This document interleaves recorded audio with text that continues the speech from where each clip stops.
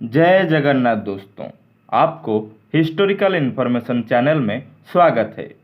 क्या आप जानते हैं हमारी ये प्यारी सी धरती हमेशा से इन पेड़ पौधे से घिरी हुई थी, या धरती के ऊपर जीवन होने से पहले हमारी धरती कुछ और था? क्या ये सागर, नदी, पहाड़ थे भी या नहीं?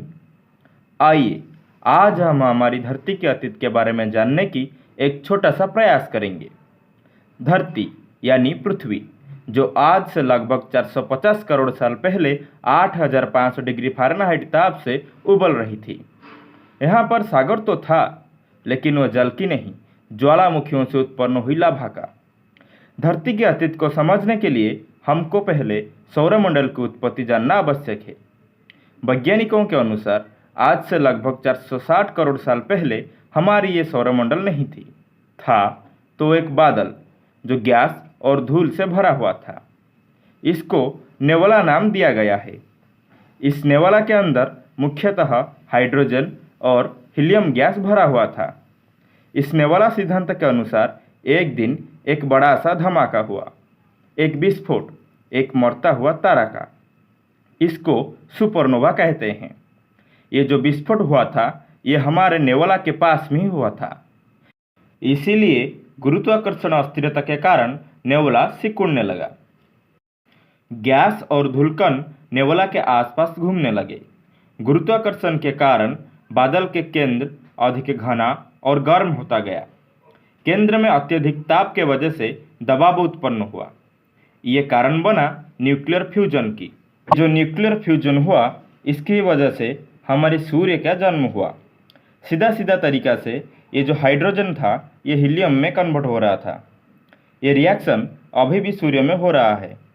अब सूर्य के बनने के बाद उसके चारों ओर बचा हुआ पदार्थ एक चपटी डिस्क के रूप में घूमने लगा। इसे प्रोटोप्लैनेटरी डिस्क कहते हैं।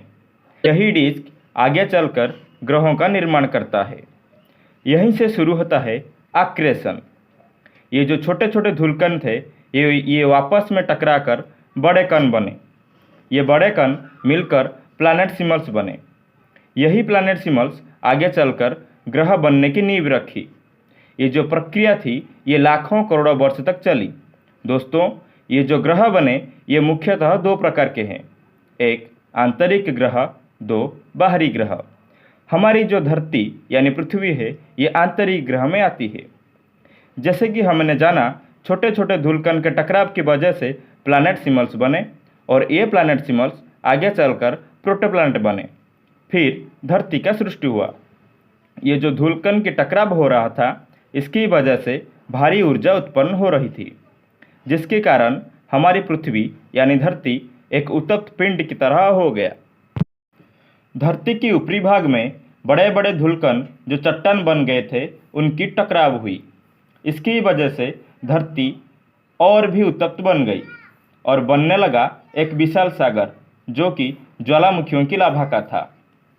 पर दोस्तों, ये जो चट्टान आकर टकरा रहे थे, इनके अंदर भारी मात्रा में पानी यानी जल था। इसका कारण है हमारे नेवला, जो बादल, धूलकण और गैस से भरा हुआ था। इसके अंदर छोटे छोटे आइस क्रिस्टल मौजूद थे। इससे पता चलता है कि एस्टेरॉयड और चट्टानों के टकराव से धरती में पानी की मात्रा बढ़ रही थी। यहाँ पर एक कौतूहल की बात यह था कि जब पानी की मात्रा पृथ्वी की सतह पर बढ़ रही थी, तब फिर से एस्टेरॉयड और चट्टान के टकराव से धरती बहुत उत्तप्त भी हो रही थी। मतलब एक ही समय में धरती की सतह पर ताप और पानी दोनों की मात्रा बढ़ रहे थे। ये जो पानी था, उत्ताप की वजह से भाप बनकर समय समय पर वापस धरती के ऊपर बरसता था। पर अब भी धरती एक आग की गोला की तरह बनकर रह गया था। अब शुरू होता है धरती के अंदर तत्वों का परत परतों में विभाजन। एक भारी तत्व जैसे लोहे, निकेल, जो नीचे जाकर धरती की कोर बने। दो हल्के तत्व जो ऊपर आकर मेटल और क्रस्ट बने, जैसे ऑक्सीजन, सिलिकॉन, पोटेशियम आदि। अगर इसे और डिटेल्स में देखेंगे तो ये 5 लेयर का है। एक lithosphere, 2 asthenosphere, mesosphere, outer core, inner core. प्रारंभ में पृथ्वी पर जीवन की शुरुआत नहीं हुआ था। ज्वालामुखियों के विस्फोट से मीथेन, कार्बन डाइऑक्साइड आदि गैस निकले और वायुमंडल का निर्माण हुआ। धीरे धीरे समय के अनुसार धरती ठंडी होने लगी और लगातार बारिश होने की वजह से महासागर बने। पृथ्वी पर जीवन का आरंभ लगभग 3.5 अरब वर्ष पहले शुरू हुआ। सबसे पहले सूक्ष्मजीव यानी माइक्रो ऑर्गेनिजम्स बने। फोटोसिंथेसिस की प्रक्रिया से ऑक्सीजन बनने लगी, जिसकी वजह से वायुमंडल में परिवर्तन हुआ और जटिल जीवन विकसित हुआ। धीरे धीरे पृथ्वी पर विभिन्न प्रकार के पशु और पक्षियों का जन्म हुआ। पेड़ पौधे उगने लगे।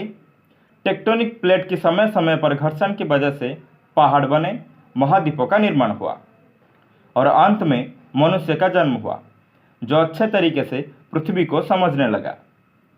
लेकिन दोस्तों, हम यहाँ पे चंद्रमा यानी मून को कैसे भूल सकते हैं? वैज्ञानिकों के अनुसार चंद्रमा का निर्माण एक बड़े टकराव से हुआ था। ये बात है जब ग्रहों का निर्माण हो रहा था। उस समय मंगल ग्रह के आकार का एक पिंड थिया पृथ्वी से टकराया था। इस टक्कर से निकला हुआ पदार्थ पृथ्वी के चारों ओर घूमने लगे। ये जो छोटे छोटे धूलकण थे, वे आपस में टकराकर समय अनुसार चंद्रमा बना। धरती की सृष्टि एक लंबी और जटिल वैज्ञानिक प्रक्रिया का परिणाम है।